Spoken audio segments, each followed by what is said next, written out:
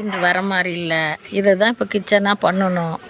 அதனால் அப்படியே கொஞ்சம் சரி ஒரு நாளில் வந்துடும் நினச்சோம். இன்றைக்கி வர மாதிரி தெரியல. சரி இதெல்லாம் கூட்டி சுத்தமாக வச்சுக்குவோம்.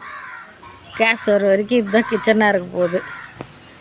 இந்த மாதிரி அவசரத்துக்கு ஒரு கிச்சன் வேணும் இல்லை? ஏதோ இருக்குது கிச்சனு உள்ளே இருக்குது. இங்கே ஒரு கிச்சன் பண்ணியிருக்கோம். ஆனால் கேஸில் தான் பண்ண முடியாது, அடுப்பில் பண்ண முடியாது. உள்ளெல்லாம் புகையாயிடும். நமக்கு மெயின் வீடு அங்கே இருக்குது. இது வந்து கார் பார்க்கிங்கு. கோழி வளர்த்தணும். சரி கோழி வளர்த்தல இப்போது கார் பார்க்கிங் மட்டும் வாடகை இருக்கிறவங்க நம்மளுது எல்லாம் ஃபுல்லாக. இந்த ரூம் வந்து சும்மா நம்ம தண்ணி கேன் போடுறோம். வாட்ரு குடிக்கிற தண்ணி கேன் அது இறக்குறது. இந்த பழைய சாமானுங்க வாஷிங் மிஷினு எல்லாம் இதுக்குள்ளே போட்டு வச்சுருக்கோம்.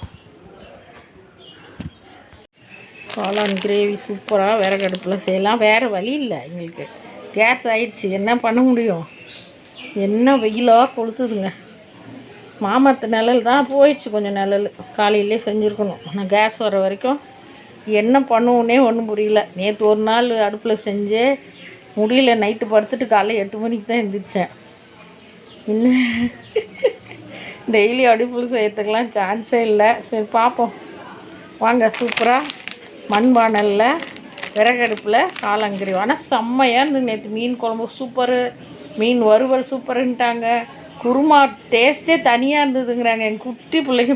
பேராண்டி பேத்தி அந்த விறகடுப்பில் அவ்வளோ சத்து இருக்குது, அவ்வளோ டேஸ்ட் இருக்குது.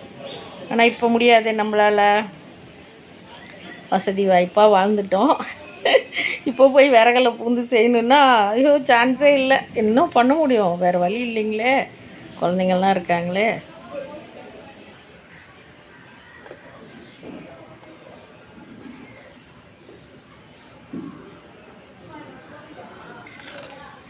எங்கள் ஊதாங்கல்ல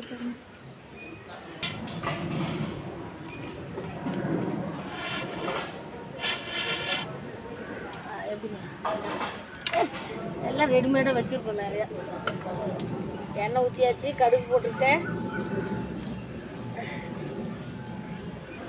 வேலைலாம் நல்லா நடக்குது, செய்ய முடியல.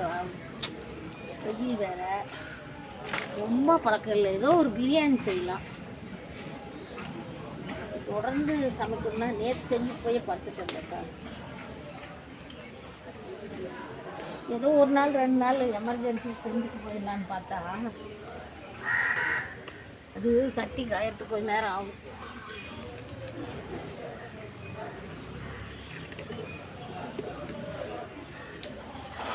செம்ம வெயில்.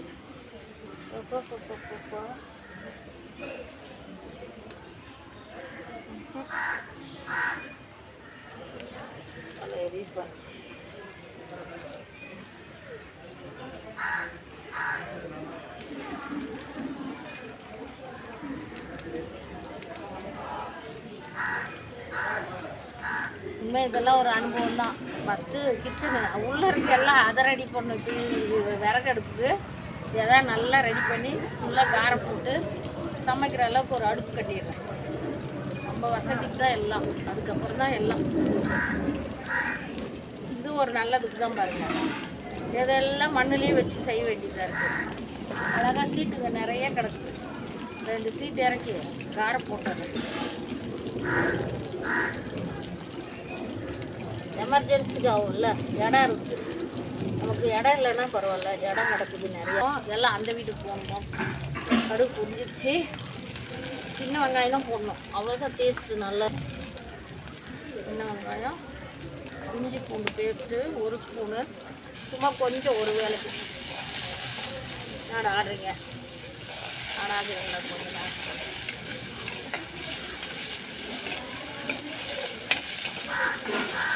ஏன்னா மண்வாழல் வந்து விறகடுப்புலலாம் அடிக்க பிடிக்காது.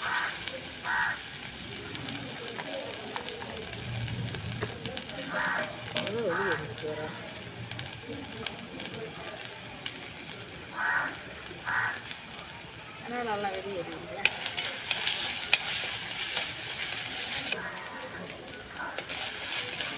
இஞ்சி பூண்டு சின்ன வெங்காயம் ஒரு 50 கிராம்.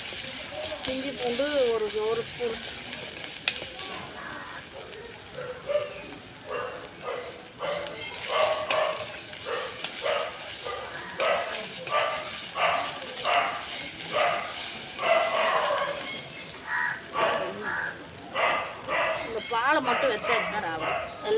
வந்துடும். அந்த குச்சி எரியாது, இந்த குச்சிங்க மட்டும் வெளியே எரியாது. அதுதான் நான் வைக்கிறது. நல்லா சமைச்சு தக்காளி ஒரு 3 தக்காளி அரைச்சிட்டேன். நெய்ஸாக அரைச்சிக்குவோம். உள்ளே கொத்தமல்லி தக்காளெல்லாம் போட்டு அரைச்சிட்டேன்.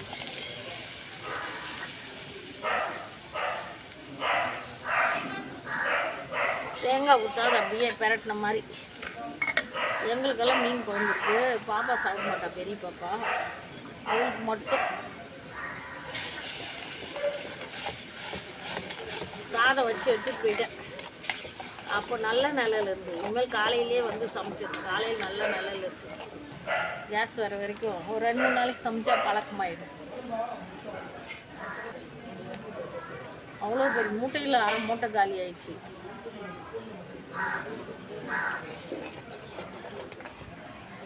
என்னடா தொண்டை வச்சு கேட்க மாட்டேங்குது, ஆடிக்கிட்டே.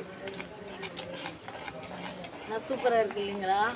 விறகடுப்பு, மண் வாடல், செம்ம டேஸ்ட்டு. நான் நேற்று எல்லாருமே ரொம்ப டேஸ்ட்டாக இருக்குன்னு சாப்பிட்டாங்க. எப்பயும் இல்லாத டேஸ்ட்டு.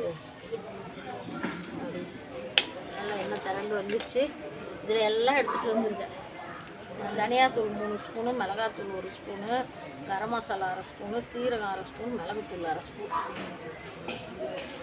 அது அங்கே அந்த வீட்டிலேருந்து எல்லாம் தூக்கிட்டு வரணும்.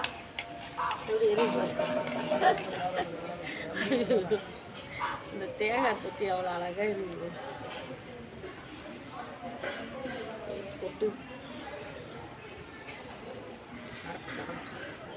இப்போ காளான் களி வடிகட்டி வச்சுருக்கேன், போட்டுக்கலாம்.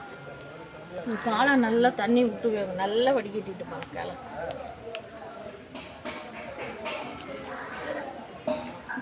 சப்பாத்திக்கெல்லாம் சூப்பராக இருக்கும். பூரி சப்பாத்தி சாதத்தை விட சப்பாத்தி சூப்பராக இருக்கும். தண்ணியெல்லாம் வடிகட்டிக்கணும். இந்த மாதிரி வடிகட்டி நல்லா ஒரு 4-5 முறை கழுவி. இது நல்லா தண்ணி விட்டு வேகும்.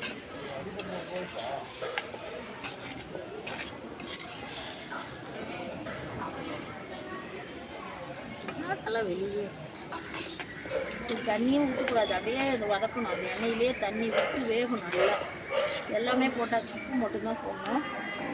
நல்லா வெந்த பின்னாடி அதுக்கப்புறம் வேணும்னா கொஞ்சமாக தண்ணி ஊற்றுங்க, நிறைய ஊற்றிடுங்க. உப்பு சின்ன ஸ்பூனில் ஒரு ஸ்பூன் உப்பு நிறைய போட்டாங்க போதும். அது